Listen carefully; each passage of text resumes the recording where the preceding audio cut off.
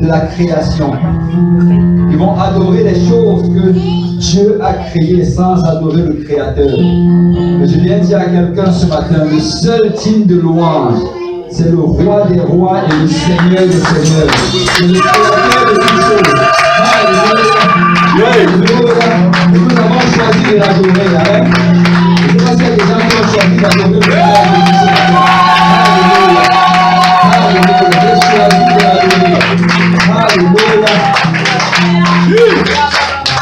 Alléluia, notre adoration est sélective. Nous n'adorons pas n'importe quoi. Nous n'adorons pas des statuettes faites de main d'homme. Nous n'adorons pas des activités ou des sports qui ont été créés par l'homme. Notre adoration est sélective. Elle appartient à celui qui nous a sauvés. Alléluia, celui-là qui a donné de sa vie sur la croix. Afin que mon nom soit écrit dans le livre de vie. Et c'est lui qui mérite mon adoration. Amen. Alléluia. Gloire au nom du Seigneur. Bienvenue dans la maison du Seigneur ce matin. Alléluia. Et vous pouvez vous asseoir. Nous rendons grâce au Seigneur pour ce qu'il est en train de faire. Amen. Amen. On voyait certains bancs vides ce matin. Je crois qu'il y a plusieurs personnes qui sont allées en vacances, qui ont voyagé. Mais vous savez, si vous devez aller en vacances, allez avec Jésus. Amen. Ne laissez pas Jésus à Montréal. Amen. Allez également avec Jésus. Et avertissez le pasteur avant de partir, parce que sinon, il va croire que vous avez retrogradé. Et nous sommes vraiment contents encore ce matin de se réunir dans la maison du Seigneur. Nous avons souhaité la bienvenue à ceux qui sont avec nous pour la première fois. Et quand je vais mentionner votre nom, si vous pouvez juste lever la main ou bien vous lever et on pourra vous reconnaître. Amen. Nous avons avec nous ce matin Hélène.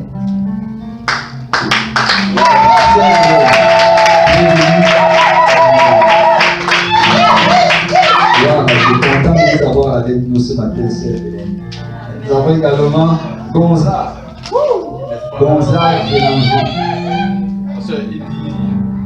Il a mis un message en bas là-bas. Il dit que sa femme n'aime pas. Donc il s'est juste caché, juste venir et puis repartir. Il est reparti.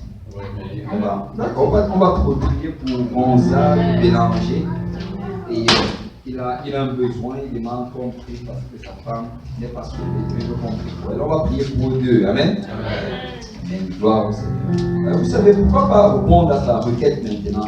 Et puis on va élever nos voix vers le Seigneur. On va prier. Alléluia. Père, nous venons ce matin pour prier pour Gonzague Bélanger. Alors qu'il est venu dans ta maison, Seigneur, il a déposé ses prières avec foi, croyant, Seigneur, que ton peuple va prier pour lui. Et Seigneur, que tu vas entendre la prière de tes enfants et que tu vas exaucer, Seigneur, son besoin. Père, touche Gonzague à l'endroit où il se trouve, touche également son épouse. Père, apporte le salut dans leur maison, Seigneur. Oh Seigneur, je prie que tu ouvres leurs yeux, que tu brises leurs chaînes, que tu les amènes, Seigneur, à ce lieu, Père, d'abandon, Seigneur, ce lieu où ils obéissent à ton évangile, où ils se répandent de leurs péchés, sont baptisés au nom de Jésus pour le pardon de leurs péchés. Et Seigneur, que tu les remplis du Saint-Esprit, Seigneur, selon ta promesse.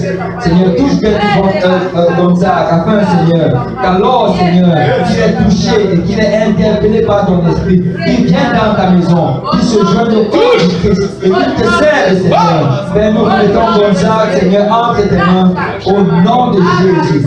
Au nom de Jésus. Alléluia. Gloire au nom du Seigneur. Donc, on peut pas nous marquer au nom du Seigneur. Alléluia. Merci Seigneur. Gloire au Seigneur. Le Seigneur est vraiment en train d'attirer les gens dans sa maison. Amen. Les gens réalisent que la science a ses limites. Amen.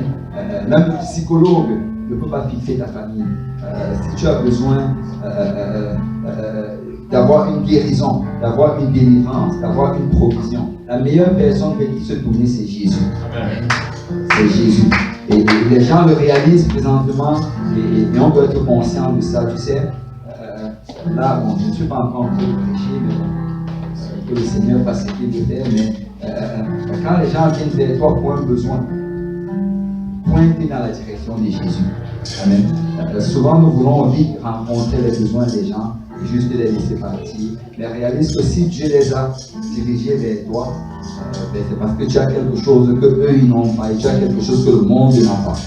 Donc, essaye toujours d'abord de diriger les gens vers le Seigneur Jésus. Amen. Quelqu'un a besoin, viens dans la maison de Dieu. On va prier pour toi. Viens, je vais prier pour toi. Je vais t'enseigner la parole de Dieu. Et Dieu va faire. Gloire au nom du Seigneur. On va faire nos annonces, mais alors qu'on fait les annonces pour gagner le temps, le frère John va s'avancer et on va prendre le tremble. Alléluia, gloire au nom du Seigneur. On va se lever encore une fois dans le nom du Seigneur. C'est un bon exercice, ça aide la circulation du sang. S'asseoir, se lever. Le frère John va prier pour le frère. Prions tous ensemble. Seigneur Jésus, nous te disons encore merci pour ta bonté, pour ta grâce. Merci pour ton amour. Merci pour tout ce que tu nous as fait durant toute cette semaine, Papa. Bénissons ton nom ce midi, Papa. Et nous regardons vers toi encore, Seigneur Jésus, en attendant de grandes choses que tu feras encore, Seigneur Jésus. Oui, alors que nous prions, Seigneur Jésus, nous t'apportons ici, présent en motif, offrande, Seigneur Jésus, et nous demandons que toi qui bénis, que tu ouvres les écluses des cieux, Seigneur Jésus, que tu déverses la bénédiction sur toutes les mains qui pourront donner et celles qui ne pourront pas donner, pour l'avancement de ton œuvre ici à Montréal, dans tout le Québec, dans tout le Canada et dans tout le monde entier. C'est au nom du Seigneur Jésus de Nazareth que nous avions prié et reçu. Au nom de Jésus de Nazareth. Amen. Au nom de Jésus, vous pouvez vous asseoir dans la présence du Seigneur. Gloire au nom du Seigneur. Et je vais faire les annonces pour cette semaine. Nous avons tout à l'heure, à partir de 13h30 et également à 18h30 à Saint-Laurent, un autre service. Et si vous êtes disponible, vous pouvez venir et vous allez être bénis également par la parole du Seigneur. Amen. Et mardi, nous avons évangélisation comme d'habitude sous la direction du frère Pierre. Et on se retrouve ici à partir de 19h et nous allons évangéliser quelque part. Amen. Et en passant, je l'ai déjà dit, mais je vais le répéter, l'évangélisation, c'est le battement du cœur du Seigneur. Amen. C'est vraiment le battement du cœur du Seigneur. Tu ne fais jamais une erreur quand tu vas évangéliser. En fait, c'est ça l'appel du Seigneur. Et on ne va pas en parler aujourd'hui lors de la prédication, mais nous devons évangéliser. C'est le moyen par lequel le Seigneur sauve l'humanité. Mais jeudi, nous avons l'étude biblique, nous allons continuer avec l'étude biblique sur la transfiguration. Nous avons commencé la dernière fois la partie des hommes. Et on a vraiment touché. Vous savez, à la fin du service, il y a un frère qui est même venu me voir, il m'a dit, pasteur, vraiment, cette affaire-là, ça touche vraiment les hommes. Et vraiment, et vous savez, c'est Dieu qui nous a créés. Donc, il connaît nos problèmes. Et vraiment, on voit que du côté des hommes, selon la Bible, touche. C'est vraiment ça le problème primaire des hommes. La Bible parle de. On a parlé de ça la dernière fois, les mains pures. L'homme est beaucoup tenté, en fait, par ce qu'il voit, la convoitise. Et on a parlé de cela surtout. C'est surtout un moment comme présentement en été. Beaucoup de personnes s'habillent d'une manière indécente et la pensée de l'homme est continuellement tourmentée par tout ce qu'il voit. Mais la manière comment surmonter cela, c'est de se soumettre à l'Esprit de Dieu, se soumettre à la parole de Dieu. Et on a parlé de ça, nous devons prier, il faut prier. Dis à toi aussi, il faut prier. Et si tu sors le matin sans savoir prier, tout genre d'attaque vont se produire dans ta chair. Donc nous devons prier. Et donc on a touché déjà les mains pures. Ce jeudi, on va toucher un autre problème. Si tu es marié, ce que peut-être tu l'as déjà réalisé sur ton époux, mais les hommes ont tendance à être plus colériques que les femmes. Et un problème primaire chez l'homme, c'est la colère. C'est la colère. Et on va toucher cela, la colère. Donc si vous êtes un homme, ne manquez pas cela. Si vous êtes une femme également, ne manquez pas cela. Vous allez savoir comment dealer quand ça arrive. Et invitez votre mari. Amen. Invitez votre mari parce qu'on va parler de comment dealer avec la colère. Parce que la colère, c'est un problème primaire également chez l'homme. Et vendredi, on n'aura pas de service des jeunes. Vendredi, pas de service des jeunes à l'Est. Donc, au lieu d'être à l'Est, on sera à Saint-Laurent parce qu'il y aura la veillée de prière. Amen. La veillée de prière. Et nous sommes excités pour la veillée de prière. Amen. Alléluia. Alléluia. Gloire au Seigneur. Et vraiment, je veux vous encourager encore. Venez à la veillée de prière. Ce sacrifice est vraiment important pour ta propre vie spirituelle, mais également pour le salut des âmes ici au Québec et dans ta famille. Et samedi, comme d'habitude, la prière est de 19h à 21h à l'église de Saint-Laurent et également à l'église de l'Est. Amen. Gloire au nom du Seigneur. Je ne sais pas si l'école du dimanche va descendre aujourd'hui. Dans l'école du dimanche va descendre, alors on va aller dans la parole de Dieu. Si on peut tous se lever, on va se tourner, trouver 3 personnes, 3-4 personnes qu'on ne connaît pas par le nom, qui se présenter. Bonjour, je m'appelle.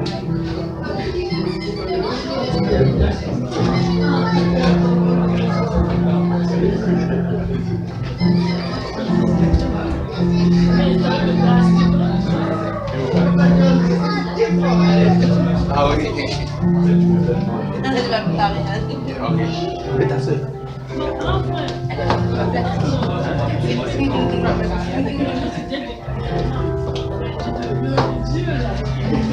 Alléluia, gloire au nom du Seigneur. Gloire au nom du Seigneur. On va aller dans nos Bibles. On va aller dans nos Bibles, dans le livre de Matthieu. Matthieu chapitre 28. On va lire du verset 18 au verset 20.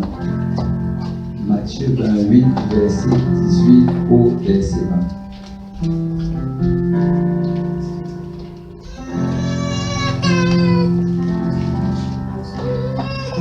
Matthieu 28, si vous y êtes dit Amen. Je n'y ai pas dit Dieu. Matthieu 28, verset 18 au verset 20. Matthieu 28, 18 à 20.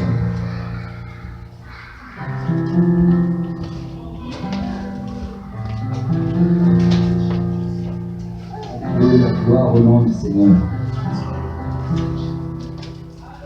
Matthieu 28, verset 18 au verset 20. Amen.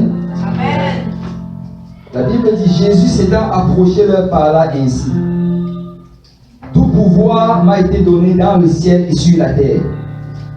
Allez, faites de toutes les nations des disciples, les baptisant au nom du Père, du Fils et du Saint-Esprit. Et enseignez-leur à observer tout ce que je vous ai prescrit. Et voici, je suis avec vous tous les jours jusqu'à la fin du monde. Amen. Et ce passage, c'est le passage qu'on appelle d'habitude la Grande Commission. Et c'est vraiment parmi les dernières paroles du Seigneur Jésus-Christ à ses disciples. Et aujourd'hui, le Seigneur m'a mis à cœur de parler sur la mission de l'Église. Amen. La mission de l'Église. Vous savez, l'Église a une mission. Amen. Chacun d'entre nous, nous avons une mission. Et on appelle souvent ça la commission parce que tous ensemble, on a cette commune mission. Et on va parler de la mission de l'Église. On va prier. Alléluia. Père Céleste, nous te louons, nous te rendons grâce. Merci pour ton amour, merci pour ta bonté et ta miséricorde envers nous, Seigneur. Nous voici ce matin, alors que nous t'avons loué, nous t'avons adoré. Nous voulons entendre de ta part, Seigneur Jésus. Père, oins-moi le prédicateur afin que j'annonce les oracles, que je prêche ta parole sans crainte ni peur. Mais oins-nous tous ici, Seigneur, afin que nos oreilles soient attentives à ta parole et que nos cœurs soient réceptifs. Papa, nous désirons connaître ta volonté pour notre vie et nous voulons la mettre en pratique. Parce que réellement, c'est en la mettant en pratique que nous allons avoir la joie, la paix et cette assurance que tu nous as promis. Père, je prie pour chaque personne qui vient de ma voix, afin que nous sortons d'ici aujourd'hui différents de comment nous sommes rentrés.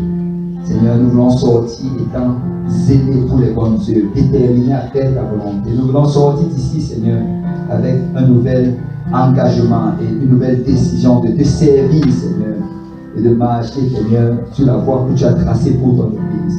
Père, je remets chaque personne ici entre tes mains, c'est en ton saint nom que nous avons prié, au nom de Jésus. Tout le monde peut dire au nom de Jésus. Au nom de Jésus. On peut pas nous encore une fois pour le Seigneur, avant de nous asseoir. Alléluia. Gloire au nom du Seigneur. Et vous pouvez vous asseoir dans la présence du Seigneur. On va parler de la mission de l'Église. Et c'est important de connaître la mission de l'Église. C'est important de savoir la raison pourquoi nous avons l'Église le dimanche, la raison pourquoi nous avons l'étude biblique le jeudi, la raison pourquoi nous avons la prière tous les samedis, et que souvent nous avons des veillées de prière, et nous avons des fraternités, nous avons l'évangélisation, nous faisons beaucoup de choses, mais nous devons comprendre la raison pourquoi nous le faisons, et c'est réellement la mission de l'Église. Souvent nous arrivons à un point où nous servons le Seigneur sans même savoir pourquoi nous sommes en train de le servir. Souvent ça devient routinier. Vous savez, notre vie est remplie de routine. Nous devons chaque matin, pour ceux qui ont un travail régulier, on se lève chaque matin à la même heure, on brosse nos dents, pour ceux qui veulent brosser les dents. On prend notre douche. Tout ça sont des choses facultatives. Il y a des gens qui le font, d'autres qui ne le font pas. Mais une chose est sûre, c'est que la plupart prennent leur petit déjeuner. Ils mangent quelque chose. Et après ça, on doit arriver pour prendre l'autobus à telle heure, ou bien le métro à telle heure. Et après, on entre dans le métro, on doit arriver au travail à telle heure. Et quand on arrive au travail, on doit travailler de telle heure à telle heure, on prend la pause. Après avoir pris la pause, on continue à travailler et après on finit à telle heure. Et on le fait d'une manière continuelle. Ça devient réellement une routine. Mais le problème dans cela, c'est que souvent, on inclut également notre vie dans le Seigneur, dans cette routine-là. De venir à l'église, ça devient une routine pour certaines personnes. C'est le dimanche que je dois être à l'église. Et là, on arrive à telle heure. Et souvent, on arrive sans aucune attente. Tu arrives à l'église juste parce que tu es venu à l'église. Et souvent, on va poser la question, est-ce qu'il y a quelqu'un qui est venu avec une attente? Et souvent, quand on pose la question, bon, tu vois, les gens commencent à regarder dans leur tête et à lever la tête pour réfléchir, parce que réellement, ils ne sont pas venus avec une attente. Mais je veux d'abord dire à quelqu'un ce matin que si tu viens sans attendre, tu n'auras rien. Amen. Si tu viens dans le Seigneur, si tu viens à l'église sans attente, tu n'auras rien. En fait, quand tu viens à l'église, attends-toi à ce que Jésus fasse quelque chose. Amen. Attends-toi à ce que Jésus te guérisse. Amen. Attends-toi à ce qu'il te touche, qu'il fasse quelque chose dans ta vie. Peut-être ce péché avec lequel tu combats depuis des semaines, depuis des mois. Attends-toi qu'aujourd'hui c'est le jour et que Jésus va te délivrer de ce problème. Amen. Vous savez, quand ils entraient dans le temple, ils devaient entrer par une porte et sortir par une autre porte. C'était interdit de sortir par la même porte par laquelle tu étais entré. Et c'était un type de ce que nous, l'Église, nous devons vivre aujourd'hui. Que si j'entre par cette porte, ben, il faut que quand je sorte, je sois différent. Amen. Il faut que je ne sorte pas de la même manière comment je suis rentré. Et c'est pourquoi quand tu viens à l'église, tu dois te dire une chose. Soit Jésus va me toucher, soit je vais le toucher. Amen. Amen. Quelqu'un va toucher quelqu'un. Soit il va me toucher, soit je vais le toucher. Si ça prend que je batte les mains, que je pèse toute ma voix, quelque chose va se passer, mais je dois sortir différent de comment je suis rentré. Parce que soit il va me toucher, soit je vais le toucher. Je ne sors pas tel que je suis venu. Et nous devons vraiment avoir cette attitude. L'église, ce n'est pas la routine. Amen. Amen. L'église, ce n'est pas la routine. Ne viens jamais ici en t'attendant que tu vas t'asseoir et dormir pendant que le prédicateur va prêcher et te lever et rentrer tel que tu es venu. Non, non, non. Viens avec une attente. Et le problème, c'est que quand on commence à voir l'église vraiment comme une routine, c'est qu'on perd complètement la vue de la mission de l'église. On la perd complètement. On ne sait plus pourquoi on vient à l'église. On vient. On danse avec les autres, on chante avec les autres. Mais après, on sort et tout le reste de la semaine est exactement comme la semaine passée. Est exactement comme il y a de cela 2 mois, comme il y a de cela 1 an. Il n'y a aucun changement dans notre vie. Mais l'église a une mission. Amen. Amen. L'église a une mission. Et pour parler de la mission de l'église, nous devons d'abord parler de la mission de Jésus. Amen. Parce que la mission de l'église est connectée à la mission de Jésus. Pourquoi Jésus est-il venu? Pourquoi est-ce qu'il est venu? Tu sais, Jésus en fait, bon, il y a des gens qui doutent même aujourd'hui de la personne de Jésus. Il y a des gens qui se disent, oh non, Jésus c'est un personnage inventé. Il y a tout genre de rumeurs. Mais tu sais, si tu es quelqu'un d'honnête qui cherche même, ne serait-ce que dans l'histoire, tu vas réaliser que Jésus existait. Et si tu as des doutes, fais un voyage, va en Israël et on va te montrer l'endroit où il avait été enterré. Et tu peux entrer dans ce tombeau-là et réaliser que le tombeau est vide. Parce que Jésus est ressuscité. Amen. Une vie présentement. Il n'est plus dans son tombeau. Il a vécu pendant 33 ans et demi en Israël. Mais après être enseveli, il est ressuscité et il a laissé son tombeau vide pour que les gens puissent aller et être témoins. Donc Jésus, il est venu à Jérusalem, il a fait des miracles, il a fait des prodiges, il a ressuscité des morts, il a guéri des malades, il a chassé les démons, il a marché sur l'eau, il a fait des choses qui étaient impensables. Et il a fait beaucoup de toutes ces choses-là. Mais malgré le fait qu'il faisait ces choses-là, beaucoup de gens ne comprenaient même pas la raison pourquoi il était venu. Certains, quand ils voyaient Jésus, ils le voyaient comme quelqu'un qui pouvait résoudre leurs problèmes présents. Il peut juste résoudre.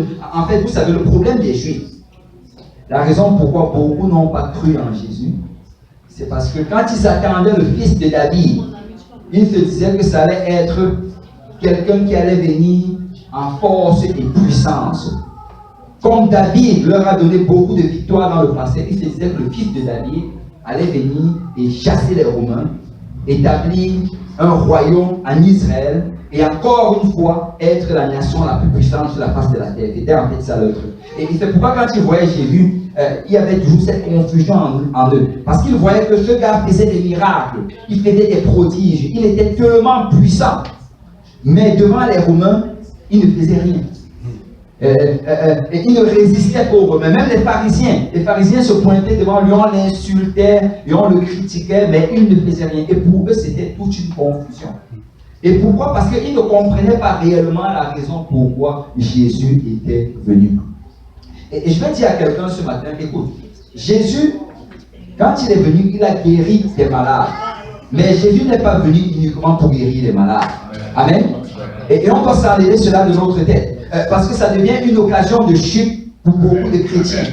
C'est qu'ils vont venir à l'église avec un besoin, peut-être un besoin de maladie ou bien des problèmes financiers. Et ils vont commencer à servir le Seigneur pendant quelque temps en espérant être guéris. Et je ne dis pas qu'il ne faut pas espérer être guéri. Tu dois espérer être guéri. Mais il faut réaliser quelque chose.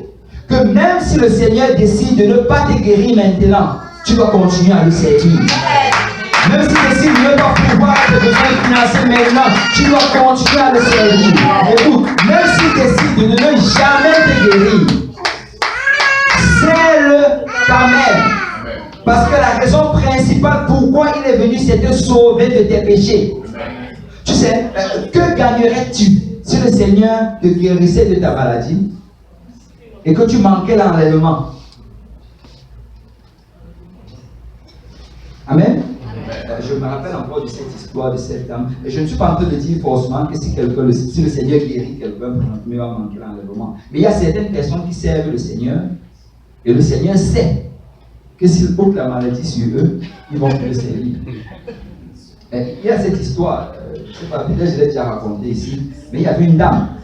Et cette dame-là, elle était alcoolique et elle passait beaucoup de temps dans les bars. Et là, elle avait perdu en fait, pas qu'elle avait perdu, mais elle avait un bras qui ne fonctionnait pas, son bras était infirme. Et à cause de ça, bon, elle fonctionnait juste avec un seul bras et elle allait aller dans les bars chaque soir, elle allait boire sa bière, elle allait boire l'alcool.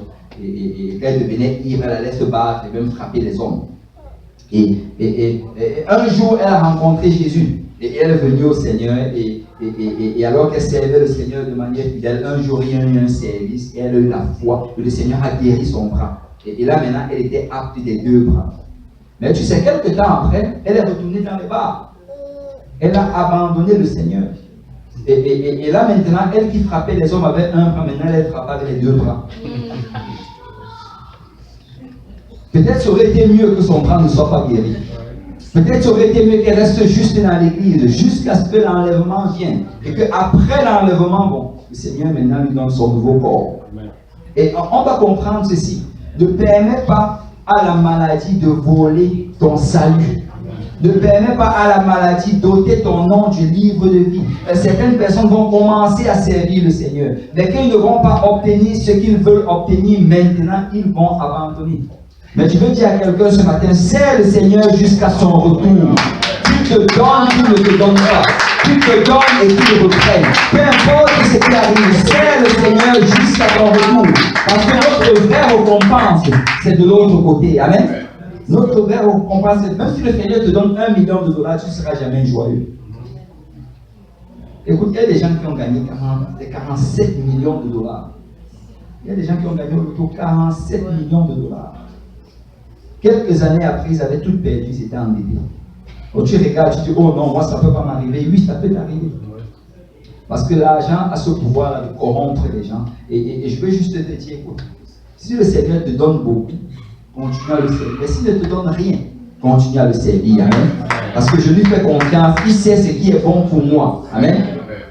Et souvent on manque cela, on pense que Jésus, il est juste venu pour nous bénir. Il est venu pour nous délivrer, il est venu pour nous, pour pourvoir à nos besoins. Et il y a même un endroit dans la Bible où on dit que des gens poursuivaient Jésus parce qu'il faisait beaucoup de miracles. Et après Jésus a multiplié le pain. Ils ont mangé le pain, ils étaient contents, ils l'ont poursuivi davantage. Mais après quand Jésus a commencé à leur parler des choses qui ont relation avec la foi, qui ont relation avec la sanctification, on dit qu'ils se sont retirés du Seigneur. En un jour, 15 000 personnes se sont éloignées du Seigneur. Et c'est important de connaître la mission du Seigneur. Amen. C'est très important parce que si tu ne connais pas la mission du Seigneur, le diable va venir pointer sur tes problèmes. Et il va te dire, écoute, depuis que tu es à l'église, ta situation financière ne s'est pas améliorée. Depuis que tu es à l'église, tu as encore tel problème avec telle personne ou telle personne. Depuis que tu es à l'église, le diable aime venir pointer vers ces choses. Mais tu dois réaliser une chose, c'est que peu importe mon état présent, Jésus est en train de travailler sur moi. Et un jour, la trompette va sonner et un jour, tout sera fini. Amen. Et c'est la chose pour laquelle nous le servons. Et c'est la chose pour laquelle nous vivons pour lui. Amen. Amen. Gloire au Seigneur. Et regardez ceci. Romains 3, verset 23. Romains 3, 23, la Bible dit, car tous ont péché et sont privés de la gloire de Dieu. La raison pourquoi Jésus est venu, c'est parce que tous ont péché. Vous savez, il n'y a pas une personne sur cette terre qui n'a pas péché. En fait, j'aurais dû poser la question. On la pose. Est-ce qu'il y a quelqu'un ici qui n'a jamais péché? Bon, j'ai déjà donné la réponse. Souvent on demande, est-ce qu'il y a quelqu'un qui n'a jamais péché? Dès que quelqu'un lève sa main, on dit, tu viens de pécher. Parce que tous ont péché. Amen.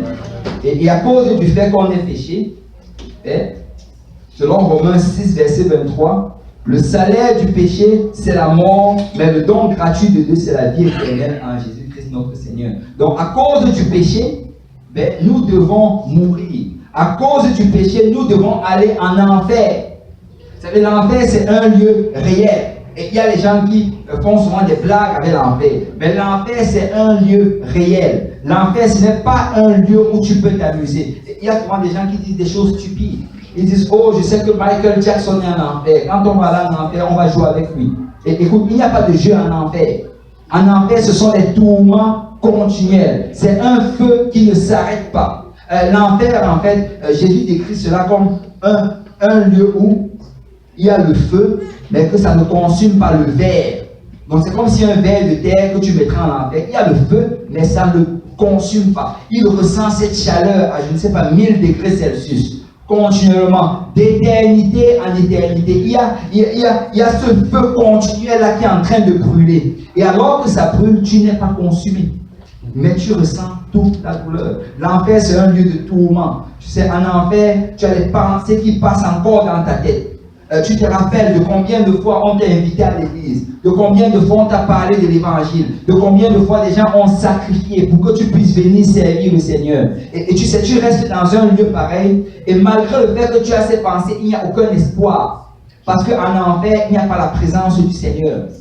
C'est quand on parle vraiment de la mort éternelle. La mort éternelle, ça veut vraiment dire une séparation éternelle du Seigneur. Donc en enfer, il n'y a pas d'espoir. Ta prière ne va nulle part. Tu peux crier comme tu veux, tu peux te lamenter comme tu veux, mais personne ne pourra t'aider en enfer. L'enfer, c'est un lieu que tu ne voudrais même pas souhaiter à ton pire des ennemis. Souvent, on va dire aux gens, oh, va en enfer. Tu sais, si tu vas vraiment en enfer, tu ne vas même pas le souhaiter à tes ennemis. Vous savez, l'homme riche, alors qu'il était en enfer, on dit qu'il a commencé à faire une prière. Père Abraham, si tu peux juste envoyer des gens chez moi pour dire à mes frères qu'ils doivent faire tout ce qui est dans leur possible pour ne pas arriver ici. Tu sais, parce qu'en enfer, tu ne voudrais même pas que le pire de tes ennemis s'y trouve. C'est un lieu terrible. Et le problème aujourd'hui, souvent, c'est que les gens perdent cette vue de l'enfer. Mais quand tu réalises qu'il y a un enfer, écoute, tu ne vas pas laisser les divertissements te voler ta relation avec le Seigneur.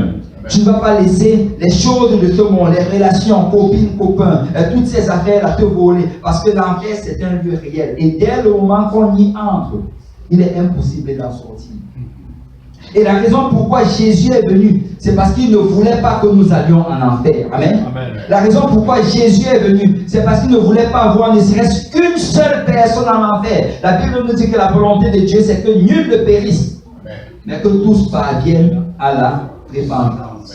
Et Jean chapitre 3, verset 16. Car Dieu a tant aimé le monde qu'il a donné son Fils unique, afin que quiconque croit en lui ne périsse point, mais qu'il ait la vie éternelle. Dieu ne veut pas que tu périsses. Dieu ne veut pas que tu ailles en enfer.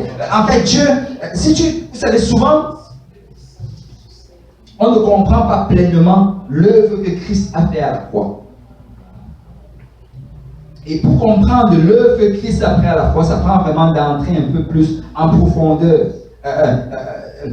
en ce qui est dans les choses du salut. Tu sais, chacun d'entre nous ici, nous avions une place en enfer pour nous. Et là, Dieu a regardé sur la face de la terre pour trouver quelqu'un qui allait payer à notre place. Et la Bible dit qu'il n'a pas trouvé un seul juste, pas même un seul, parce que tous ont péché. Et qu'est-ce qui s'est passé alors? C'est que quand Dieu a vu cela, ne voulant pas qu'on aille en enfer, la Bible dit que Dieu lui-même s'est manifesté en chair. Amen. Amen. Et ça, c'est 1 Timothée chapitre 3, verset 16. Et sans contredit, le mystère de la piété est grand. Dieu s'est manifesté en chair. C'est Dieu lui-même. Je sais que dans certaines Bibles, on met que celui. Mais quand tu regardes en anglais ou dans les Bibles vraiment originales, on te dit God. Dieu s'est manifesté en chair. Ce n'est pas un petit garçon qui jouait devant le trône de Dieu et que le père a dit, un fils, descends et va mourir pour les gens. Quel père enverrait son fils mourir pour les gens et lui-même resterait assis devant la télé? C'est Dieu lui-même. Il s'est manifesté en chair et il est venu sur cette terre parce qu'il ne voulait pas qu'on aille en enfer. Amen.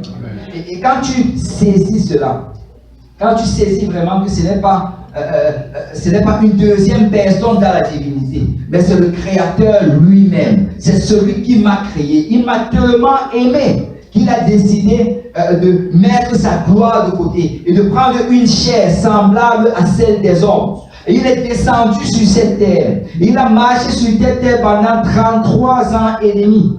Et pendant tout ce temps qu'il était dans cette terre, il était en train de regarder vers la croix. Parce que je vais te répéter encore à quelqu'un, la raison pourquoi Jésus est venu, c'est pour mourir pour nos péchés. C'est la raison principale, ne manque pas cela. C'était sa mission qu'il était sur la terre. Alors qu'il marchait pour aller vers la croix, quand il allait voir des malades, il allait les guérir. Quand il allait voir des gens qui étaient dans le besoin, il allait rencontrer leurs besoins. Mais sa mission principale, c'était d'aller mourir à la croix. Parce que ce n'était que sa mort sur la croix qui allait nous libérer de nos péchés. Et littéralement, voilà le deal. C'est que quand Jésus est parti sur la croix, quand il est mort sur la croix, la Bible nous dit que le salaire du péché, c'est la mort. Or, Jésus n'a jamais péché. Alors, quand il est mort sur la croix, lui qui était innocent, il a subi le châtiment du pécheur. Ça fait que quand il est ressuscité des morts, il a réclamé chacun de nos péchés. Il a dit, écoute, je suis déjà mort à sa place. Je suis mort à la place du frère François. Alors je peux réclamer son péché. Je suis mort à la place de la sœur Corinne. Je suis mort à la place de la sœur Linda. Alors je peux réclamer son péché. Et écoute, Jésus est allé mort à la croix pour tes péchés. Il est mort pour tes péchés. Et ça, c'est la raison pourquoi il est venu. C'est la seule raison pour laquelle il est venu. Pour mourir pour nos péchés. Et vous savez, ce n'était pas une chose de facile, ce n'était pas une chose de légère. Parce que quand il est venu, il a dû souffrir les souffrances que l'homme souffre. C'est lui qui est le Créateur.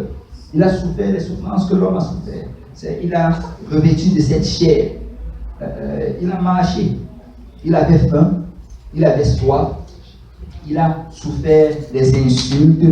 Il a souffert les moqueries. Il a même souffert plus que la plupart d'entre nous ici présents. Sinon, même nous tous. On l'a pris, on l'a fouetté, on l'a mis nu dans les rues de Jérusalem.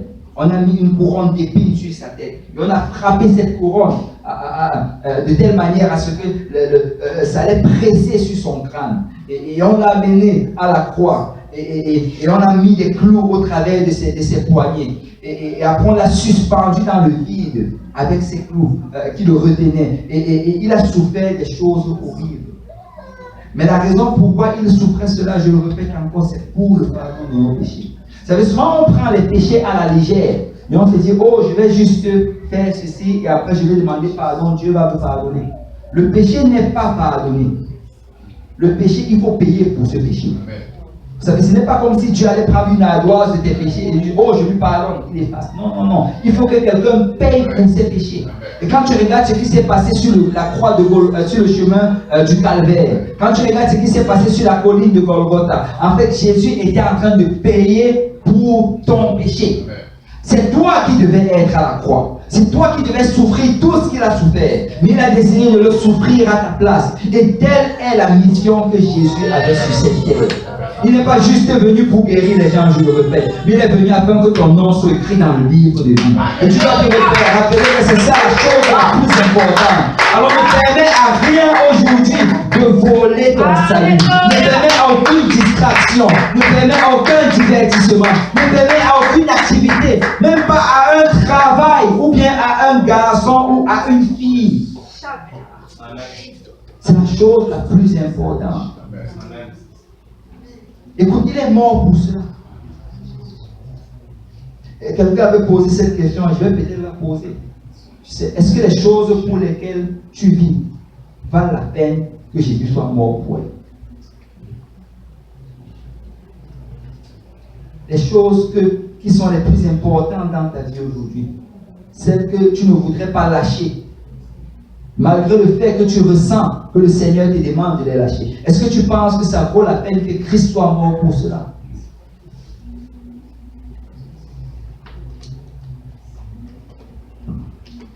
Et vous savez, avant de partir, il a rassemblé ses disciples. Et il a commencé à leur donner ce qu'on appelle la grande commission. Et la grande commission se trouve dans les 3 évangiles qui racontent vraiment la vie de Jésus sur la terre d'une manière chronologique. Et on va aller dans chacun d'entre eux et on va voir ce que ça dit. On va d'abord dans le livre de Matthieu, Matthieu chapitre 28, verset 18 à 20, qu'on a lu en introduction.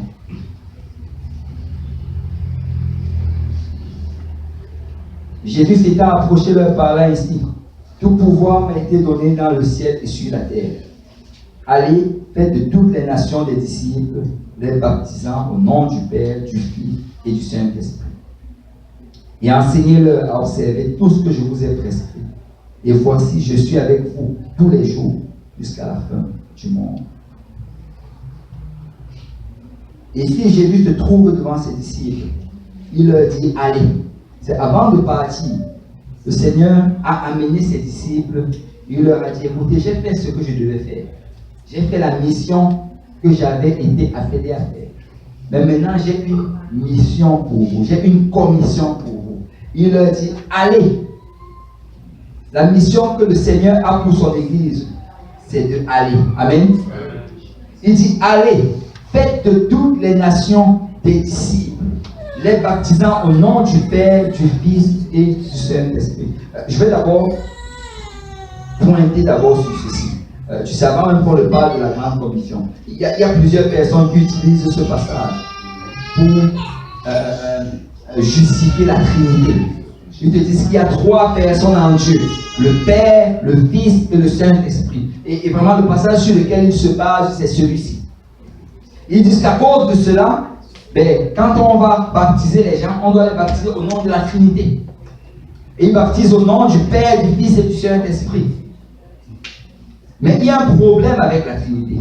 Le problème avec cela, c'est que premièrement, le mot Trinité n'est même pas dans la Bible. C'est la création d'un homme. Et ça a été créé 300 ans après Jésus-Christ. C'est pendant les premiers 300 ans, pendant les premiers 300 ans après la mort de Jésus, tous les disciples et les apôtres baptisaient au nom de Jésus. Il n'y avait même pas un seul baptême fait au nom du Père, Fils et Saint-Esprit. Mais c'est 300 ans après cela qu'ils ont commencé avec les conciles. Les conciles, ce sont des réunions d'hommes, des hommes, des pères de l'église, comme ils s'appellent. Et ils s'asseyent ensemble, ils décident qu'on va commencer à faire comme ceci, on va commencer à faire comme cela. Ça, c'est 300 ans. Tous les apôtres qui ont suivi Jésus étaient déjà morts. Ils s'asseyent ensemble, ils commencent à établir de nouvelles règles dans l'église. Et c'est là qu'ils introduisent le baptême des enfants. C'est là qu'ils introduisent la doctrine en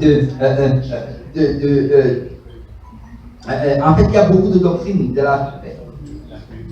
Le purgatoire, ils introduisent également le baptême, la doctrine de la Trinité. Et ils commencent à parler de 3 personnes en Dieu. Mais réellement, l'Église n'a jamais cru en ces choses-là.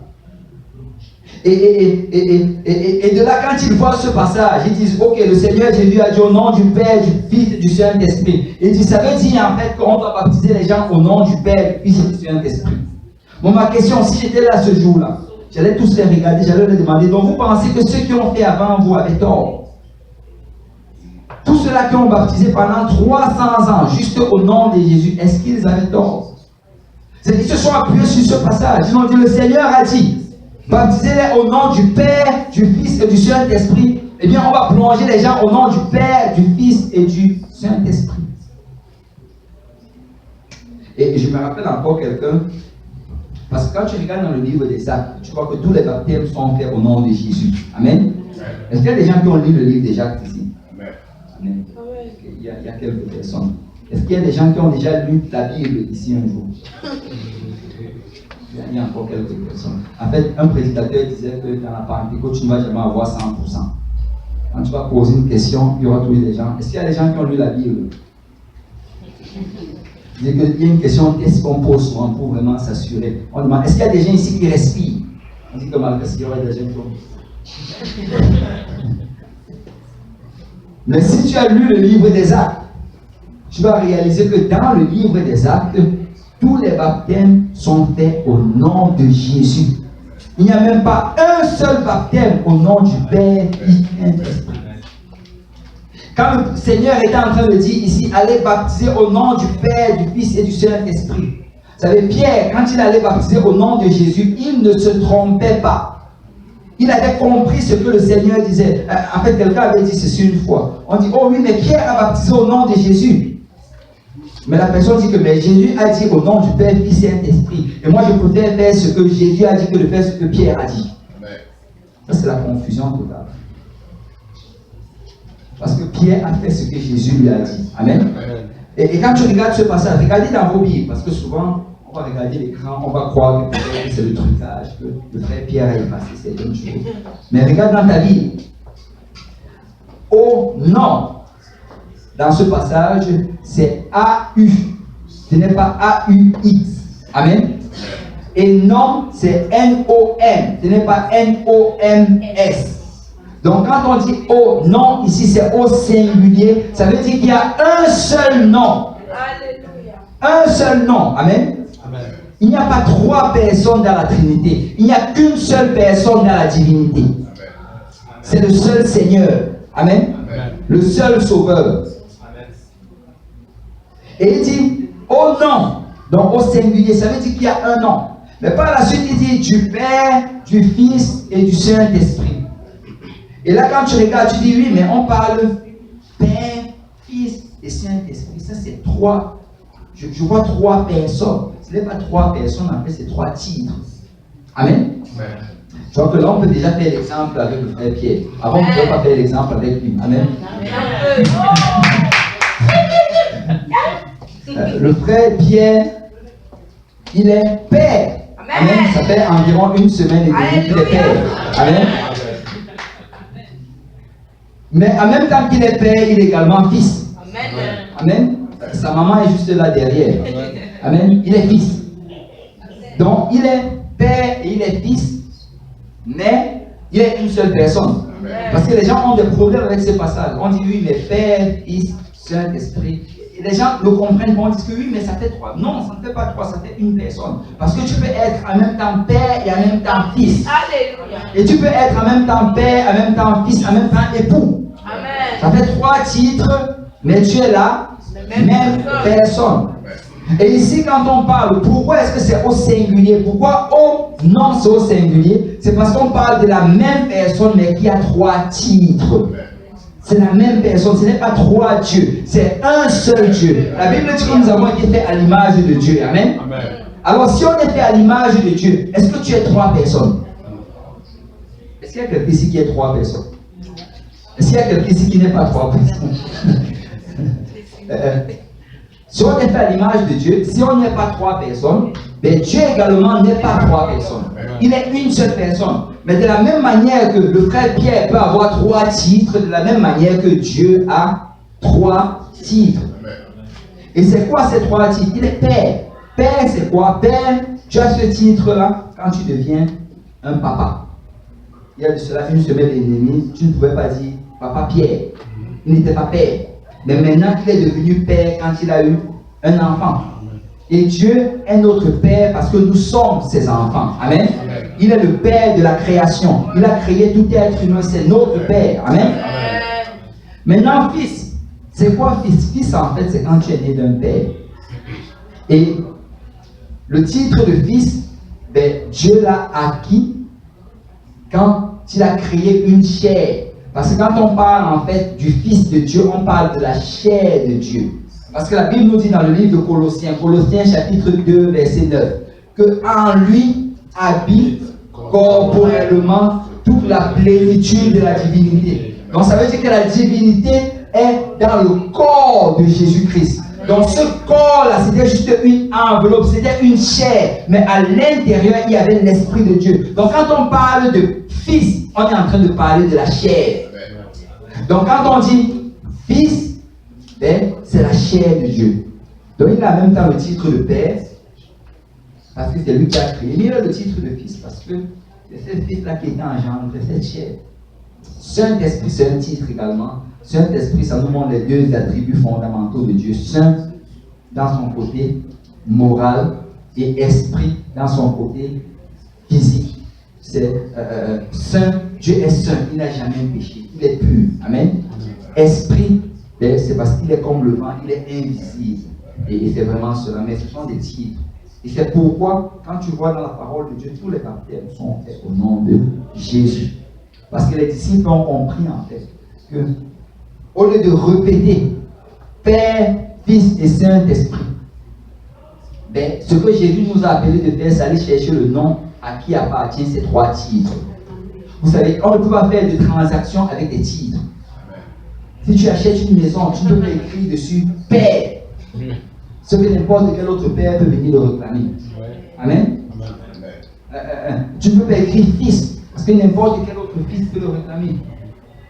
Une transaction doit porter le nom du propriétaire.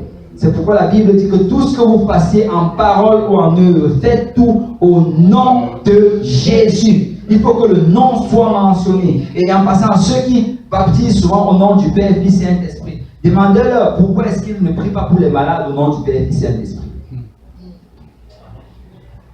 Amen. Amen. Parce qu'ils baptisent au nom du Père, Fils et Saint-Esprit, mais quand vient le moment de prier pour les malades, ils disent au nom de Jésus. Quand vient le moment de prier pour la provision, reçois au nom de Jésus. En fait, ils comprennent que la puissance est dans le nom de Jésus. Mais je veux dire à quelqu'un ce matin que si la puissance, le pouvoir est dans le nom de Jésus, la puissance de pardonner les péchés est dans le nom de Jésus-Christ. Et le baptême doit se faire au nom de Jésus. C'est au nom de Jésus. Et les disciples, par la suite, ils sont allés, ils ont baptisé au nom de Jésus. Et le baptême est important.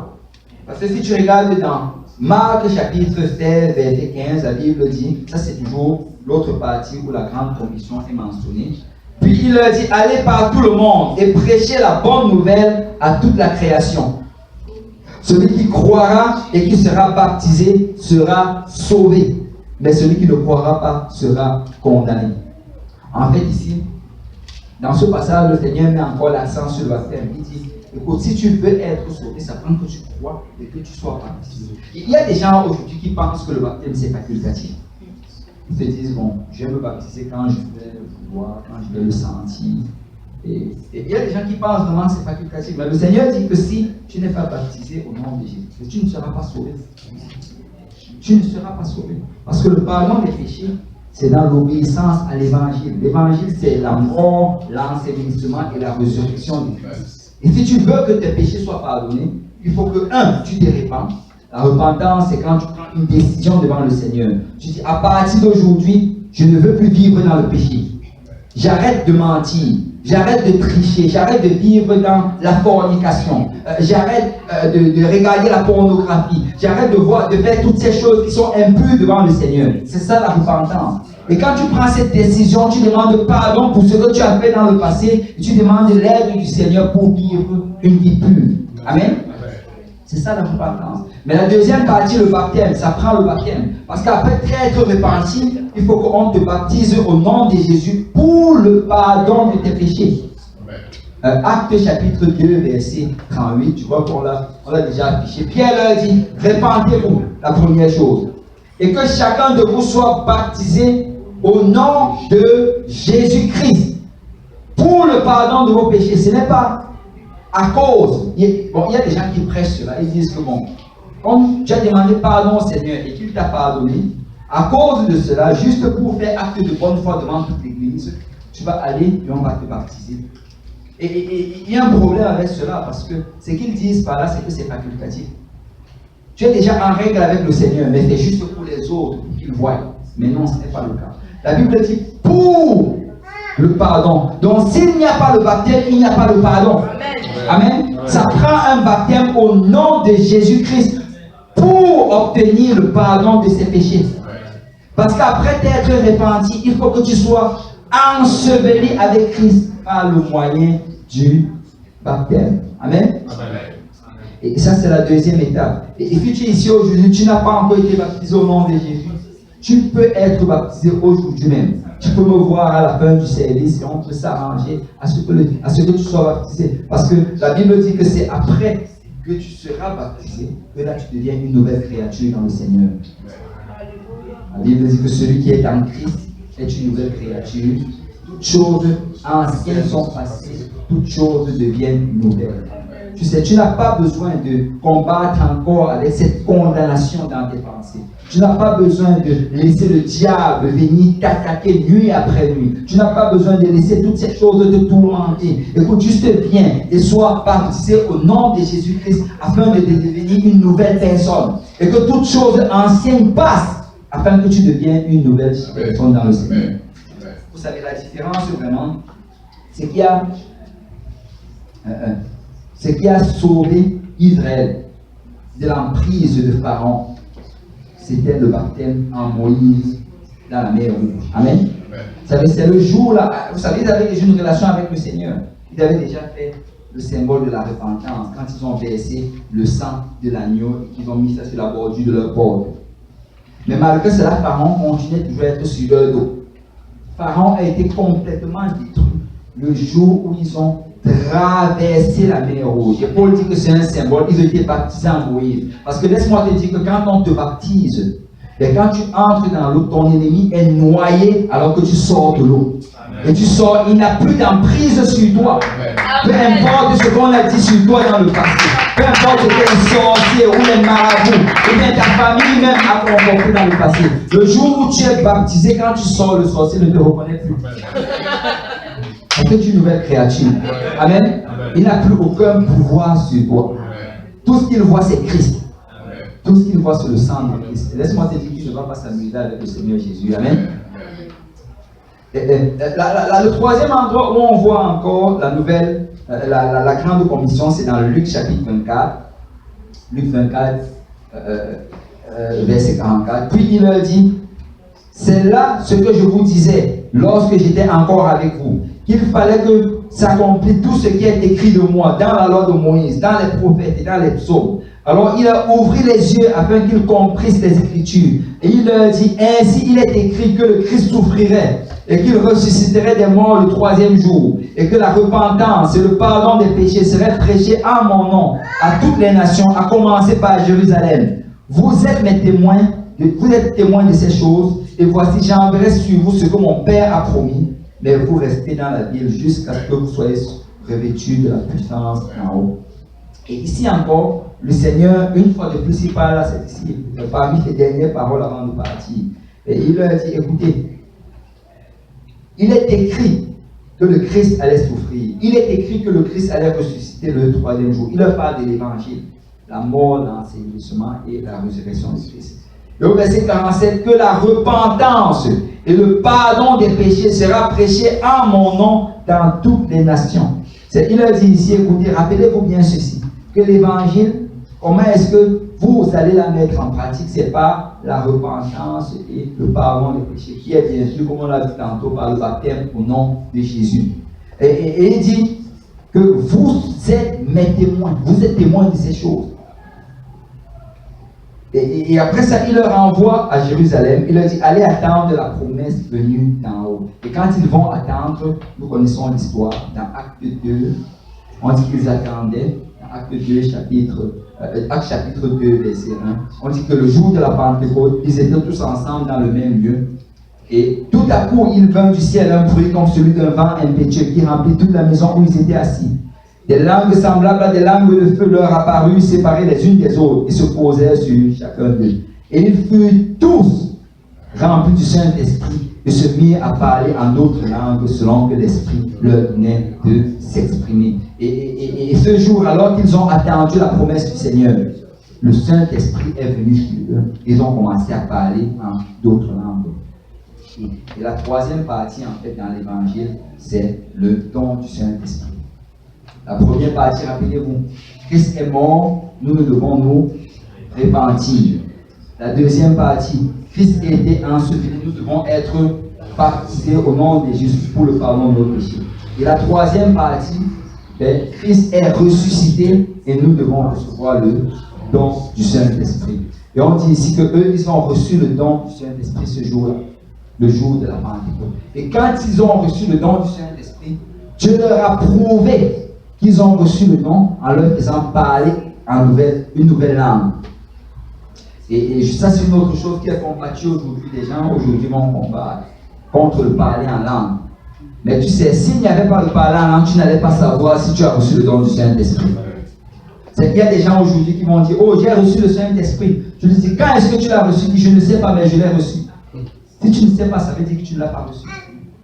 Parce que si tu l'as reçu, Dieu va s'assurer à ce que tu le saches. Ça veut dire que Dieu ne fonctionne pas dans le doute. Dieu ne fonctionne pas dans le peut-être pas. C'est le diable qui aime fonctionner dans le doute. Dieu veut que tu saches que tu es son enfant. Dieu veut que tu saches que tu es rempli de son esprit. Dieu veut que tu saches que tu as la puissance.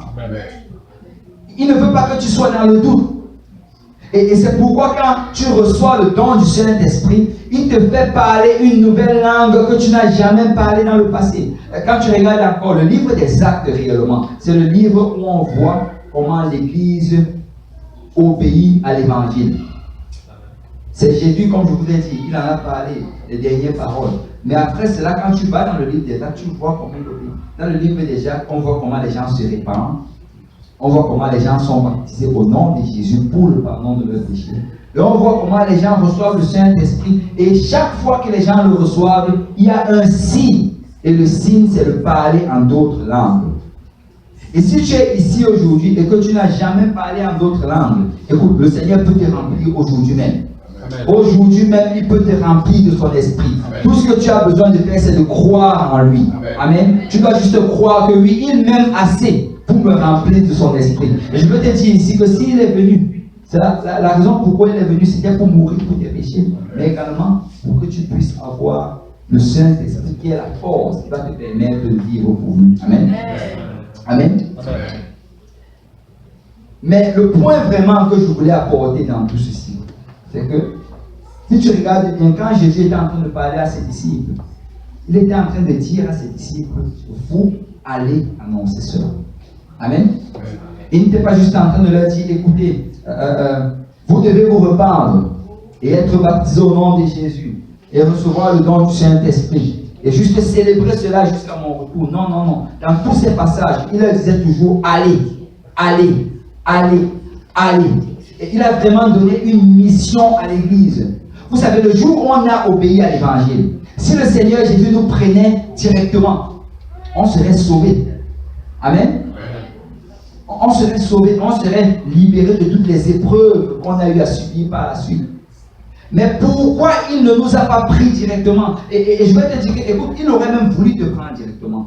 Parce que Jésus préfère que tu sois avec lui, que tu ne sois en train de souffrir sur la terre. Est-ce qu'il y a des gens qui croient que Dieu les aime assez, qui ne voudraient pas les voir souffrir? Amen. Jésus voudrait que tu sois avec lui. C'est ça sa préférence. Il aurait préféré que tu sois déjà de l'autre côté avec lui. Mais la raison pourquoi il ne t'a pas amené avec lui, c'est juste parce qu'il veut que tu annonces cette bonne nouvelle à quelqu'un d'autre. C'est qu'il se dit, s'il pouvait juste dire cela à quelqu'un d'autre, un collègue de travail, un membre de sa famille, à une autre personne, parce que je veux ajouter un autre nom dans le livre de vie. Amen. Vous savez, Dieu n'est pas satisfait juste du nombre que nous sommes. Dieu veut d'autres enfants sauvés. Dieu veut que d'autres personnes écoutent cet évangile, obéissent à cet évangile et soient également sauvés. Et on doit vraiment comprendre que c'est ça la mission de l'Église. Nous avons chacun d'entre nous ici une mission. Et cette mission-là, c'est de faire des disciples. De faire des disciples. Vous savez, j'en ai parlé au service des jeunes, mais je vais encore le parler. Souvent, nous aimons bien le terme gagner une âme. On dit, nous devons gagner des âmes. Mais gagner une âme, c'est quelque chose. Et faire des disciples, c'est autre chose. Dans ce passage-ci qu'on a vu tantôt, Jésus dit, ça c'est dans Matthieu chapitre 28, verset 19, il dit, allez, faites de toutes les nations des disciples. Il n'a pas dit, allez gagner des âmes. Amen. Amen. Il a dit, faites de toutes les nations des disciples. Parce qu'il y a une différence entre gagner une âme et faire un disciple. C'est gagner une âme, c'est tu sors juste en route, tu invites des gens, tu invites plusieurs personnes, et finalement, tu trouves une personne, la personne vient à l'église, et bien le prédicateur prêche la parole, l'Esprit de Dieu convainc cette personne, et il obéit à l'évangile, et on célèbre tous et on danse. Et je ne dis pas que c'est mauvais, c'est bien, on doit faire cela, amen. Mais Jésus nous a amené à une plus grande dimension. Et cette dimension, c'est faire des disciples. Faire des disciples, c'est différent de gagner une âme. Vous savez, beaucoup d'entre nous ici, nous avons déjà gagné des âmes. Mais ce n'est pas tous ici qui avons déjà fait des disciples. Parce que gagner une âme, après l'avoir invitée et qu'elle obéit à l'évangile, très souvent tu vas la laisser et après, elle ne va plus peut-être venir à l'église. Et lors de la conférence, on a eu plusieurs âmes qui ont été gagnées. Ils ne sont plus là avec nous aujourd'hui. Mais on prie qu'ils reviennent. Amen. Mais ce qu'on doit comprendre, c'est que nous ne sommes pas appelés à gagner des âmes. Nous sommes appelés à faire des disciples. Et faire des disciples, ça va d'une dimension supérieure à gagner l'âme. Après l'avoir invité à l'église, après qu'elle ait obéi à l'évangile, quelqu'un qui fait des disciples continue à s'occuper de cette personne. C'est ça, faire des disciples. Vous savez, quand Jésus était sur la terre, il a passé 33 ans, en fait, on va dire 3 ans et demi, à faire des disciples. C'est dès qu'il a commencé son ministère à l'âge de 30 ans. Il a commencé à se promener et à appeler les personnes. Il a choisi 12 apôtres. Et si tu regardes vraiment pendant les 3 ans et demi qu'il a vécu sur la terre, avec ses apôtres, il était en train de faire d'eux des disciples. Il allait partout avec eux. Il les entretenait, il les enseignait. Et souvent, il les reprimandait. Mais littéralement, il était en train de faire des disciples. Parce que faire des disciples, ça prend que tu t'investis sur la personne. Faire des disciples, ça prend que tu te soucies de la personne. Faire des disciples, ça prend que tu enseignes la personne. Et vous savez, on parle souvent d'explorant la parole de Dieu, cette étude biblique. Ça, c'est un bon moyen de faire des disciples. Nous sommes appelés à faire des disciples. C'est ça la mission de l'Église. Beaucoup de personnes sont frustrées dans leur marche avec le Seigneur parce qu'ils ne sont pas en train d'accomplir la mission que le Seigneur leur a donnée. Ils sont en train de regarder, ils se disent que si je pouvais être utilisé dans ceci, si je pouvais faire ceci, et ils sont tourmentés par tout genre d'esprit et de matérialisme et de toutes choses que le monde est en train de s'ouvrir parce qu'ils ne sont pas occupés à faire ce que Dieu leur a demandé de faire. Parce que laisse-moi te dire que quand tu es en train de faire des disciples, tu n'es pas occupé par toutes les affaires du monde. C'est ta pensée, c'est tu penses, Seigneur, qu'il soit sauvé, Seigneur, qu'il serve le Seigneur, qu'il obéisse à l'évangile, qu'il se détourne de telle ou telle chose. Tu n'as même pas le temps de juste penser à toi, à ce que tu vas manger, à ce que tu vas porter, à comment tu vas te divertir, à où tu vas aller en vacances. Parce que quand tu fais des disciples, ben, tu vas être impliqué dans la vie de cette personne. Et vraiment, l'Église est appelée à faire des disciples. Je vais te dire encore ce matin, tu es appelé à faire des disciples. Quand le Seigneur Jésus va revenir, il va nous demander de rendre des comptes. Rappelez-vous de la parabole. Il va nous demander de rendre des comptes. Qu'est-ce que nous avons fait de notre temps? Qu'est-ce que nous avons fait de notre énergie? Et je vais dire à quelqu'un, regarde, nous sommes tous amenés à influencer quelqu'un. Amen. Tu sais, peut-être tu regardes ce matin, tu dis, oh, moi je suis une mère, et que j'ai des enfants, je peux pas être dehors à gauche et à droite de toutes les études bibliques. Tu peux enseigner tes enfants à la maison. Amen. Amen. Tu as des enfants que tu peux enseigner dans les voies de Dieu. Au lieu de les laisser devant l'ordinateur à regarder la poubelle toute la journée, enseigne-leur les voies de Dieu, enseigne-leur les études bibliques, parle-leur de Dieu, prie avec eux. Et tu peux faire des disciples. Et vous savez, moi, je crois même que les enfants ont même un plus gros potentiel sur lequel investir que ceux de l'extérieur. Vous savez, cultiver une terre qui n'a jamais été cultivée, c'est plus facile que de cultiver une terre remplie de mauvaises herbes. Amen. Tu as une terre non cultivée, une belle terre, une terre propre. Mets-y de la bonne semence. Travaille sur cette terre. Et pour que cet enfant soit un serviteur de l'Éternel. Que ce soit un prédicateur de la parole de Dieu. Que ce soit quelqu'un qui serve le Seigneur de tout son cœur dans la pureté, dans la sainteté. Et nous devons réaliser cela. Si tu es une mère, eh bien fais de tes enfants les disciples du Seigneur. Si tu n'as pas encore d'enfants, ou bien si tu es un homme, trouve quelqu'un à qui enseigner la parole de Dieu. Vous savez, ce n'est pas le besoin qui manque. La Bible dit que la moisson est blanche. Il y a beaucoup de gens d'ailleurs qui veulent recevoir l'étude biblique. Si tu me dis que tu n'as pas trouvé quelqu'un à qui donner une étude, je te dis que tu manques. Ou bien que tu n'as pas cherché. Parce qu'il y a des gens, il y a du monde, mais ça prend juste que quelqu'un se décide de travailler. Parce que c'est ça la mission de l'Église. Et je veux te dire ceci, quand tu vas réellement commencer à le faire, c'est là que tu vas avoir la joie du Seigneur. Avant cela, tu vas toujours... Vous avez les flèches. On a aussi une chose que nous avait dit sur une fois. Les Marines, il y a des gens qui connaissent les Marines. C'est ça, ce sont les soldats d'élite. Les Marines, en fait, ils ont été formés pour se battre. Ils ont été formés pour aller en guerre. Ils sont partis pour cela. Si tu gardes les Marines juste dans ton territoire et qu'il n'y a pas de guerre, qu'est-ce qui va se passer? C'est que très rapidement, ils vont commencer à se battre les uns les autres. Parce qu'il faut qu'ils se battent. Et s'ils ne se battent pas les uns les autres, ils risquent même de prendre les armes et commencer à aller faire des dégâts dans la ville. Parce qu'ils ont été bâtis pour se battre.